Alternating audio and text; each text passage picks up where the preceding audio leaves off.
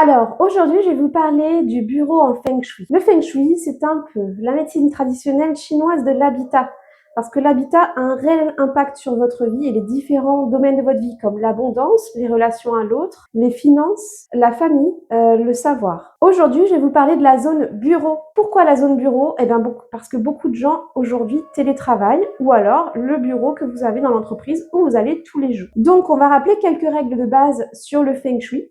Vous avez le qi. Le qi, c'est la circulation de l'énergie vitale. Évitez d'avoir des choses en plein milieu ou qui encombrent les accès vers les fenêtres. Déplacez ces petits meubles qui sont souvent sous les fenêtres, qui bloquent l'accès ou qui rendent un peu difficile. Mine de rien, petit à petit, ça mène un petit peu de la fatigue morale de faire plusieurs gestes afin de faire une action, vous voyez. Donc, évitez d'avoir les choses en plein milieu. Et puis aussi, on en parlera dans une autre vidéo, il faut que votre bureau soit placé dans votre zone favorable, la zone favorable liée à votre chiffre QA. Et pareil, je fais une autre vidéo sur le chiffre QA qui va déterminer les zones favorables et défavorables, mais aussi les orientations de votre bureau. Rappelons les bases du Feng Shui. Donc là, nous venons de parler de la libre circulation du qi, mais aussi des éléments yin et yang. Petit rappel, les éléments yin, c'est plutôt le féminin, le sombre, l'humide, la lune, l'apaisement, l'horizontal. Donc ensuite, on a l'élément yang.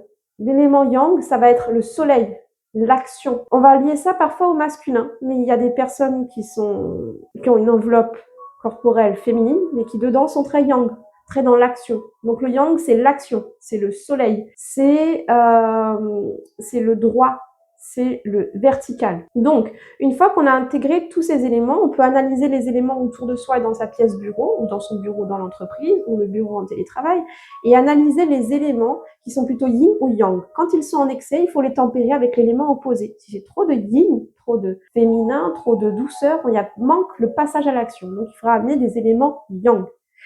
Dans cette vidéo, je vais continuer à te parler de tous les éléments qu'on peut mettre en place pour que vraiment tu travailles d'une manière optimisée, agréable et productive. Alors, dans un environnement de bureau plutôt yin, donc assez féminin, assez apaisé, peut-être en excès trop apaisé et manque de passage à l'action. Mettez une plante verte à bout rond et aussi placez des choses en mouvement et privilégiez la lumière. Si vous n'avez pas assez de lumière naturelle, on va dire, privilégiez les lumières artificielles et décuplez-les. Pour apaiser un bureau trop yang, on va donc apporter des éléments yin, tels que des éléments en tissu très doux, une bougie, un tissu, des éléments yin, un tapis, des rideaux, des matériaux doux. En Feng Shui, on va aussi faire attention au Sharqi, qui est l'inverse du Qi. Le Sharqi, c'est la mauvaise énergie.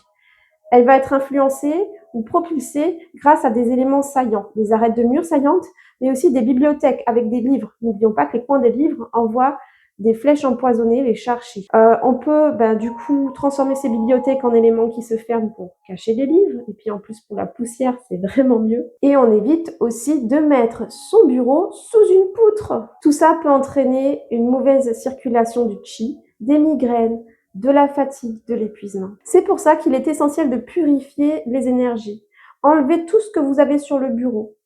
Il ne faut pas que ce soit trop yin, c'est-à-dire trop chargé, trop encombré, mais pas trop yang, pas trop minimaliste. Mettez ce dont vous avez besoin. Organisez votre espace pour que l'utilisation au quotidien soit la plus fluide possible. Organisez vos dossiers, organisez vos journées de travail. Il ne faut pas qu'il n'y ait rien sur le bureau, sinon on se dit mais qu'est-ce que j'ai à faire? J'ai la sensation d'avoir rien à faire. Quand c'est trop surchargé, on se sent submergé.